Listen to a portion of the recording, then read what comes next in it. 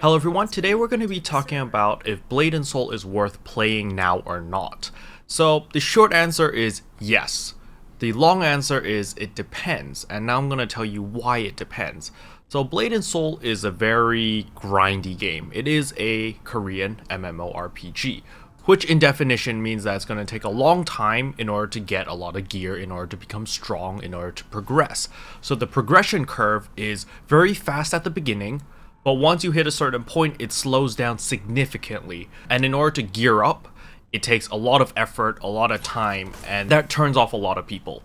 Because a lot of people are used to fast progression, they quickly boost you up to endgame, and then you just do raids or you do whatever the endgame content is. However, in Blade and Soul, it's not like that. In Blade and Soul, you can progress relatively quickly to mid-game. And then from mid-game to endgame, that grind, depending if you are a free-to-play player or if you're planning to spend some money on the game, will greatly affect your progress. So if you're 100% free-to-play, it may take you several months to progress through your mid-game. And if you're more casual, it might take even a year or two. However, if you are a cash user, obviously you can accelerate this significantly depending on how much money you spend on the game. The way I look at this game is very similar to like a mobile game.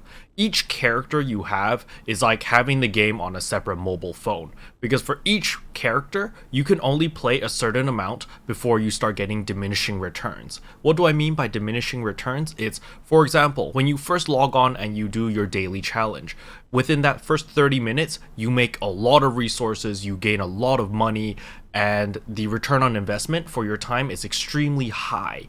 However, after the first 30 minutes or the first hour, this return on investment goes down significantly because you no longer have the daily challenge rewards. You cannot continuously redeem these rewards, so obviously you get diminishing returns. In order to counteract this, you have multiple characters. So you do 30 minutes on your first character, you switch to your second character, do 30 minutes there, and then your third character, do 30 minutes there, and so on and so forth, and thus you get the most out of your time for like resource wise. However, you know, some people don't like that. Some people prefer to just stick on one character, stick on their main, and slowly progress like that. And for players like that, progression is gonna feel very, very slow, because after you get your first hour, you reap the rewards, and then after that, you get diminishing returns, and you don't get as much out of your time as if you made a new character and leveled that up and redeemed the daily rewards from that. So it really depends. I personally love this game to bits because of the combat. It's fun to play, and that's the main thing that I'm concerned about. Is if it's fun to play, if you enjoy playing the game, then it's worth your time. So since the game is free to play, I do recommend everyone to just give it a try, and if you can get through the story, then there's a good chance that you should like the game.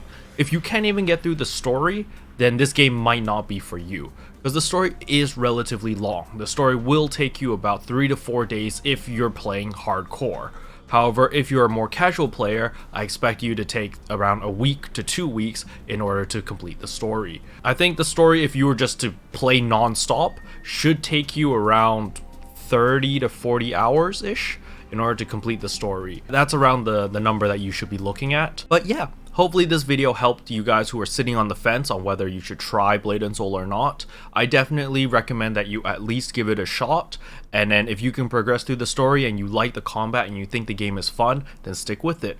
If you don't like it, then maybe wait until the Unreal Engine 4 comes out, or if some new content drops in, and then try it again. And it might fit your cup of tea, especially with the new classes as well, because there's a lot of classes in this game and each class has a very unique play style. So you might not like the KFM because the KFM is very rhythm based, it's a melee character, you need to be very aware of your surroundings and what's going on, and maybe that's not your play style, and maybe your play style is more like mine, you like to stand in the back lines, you're more of a support character, you like to play summoner, or maybe you like to do a DPS role at range as well, like the gunner. So you kind of need to explore and try out different classes in order to find the class that suits you best. But yeah, hopefully this video helped. If it did, I would appreciate a subscribe, as it really does help out my channel. And as always, thanks for watching. I'll see you guys next time. Bye! What can I say except you're welcome? For the heels, the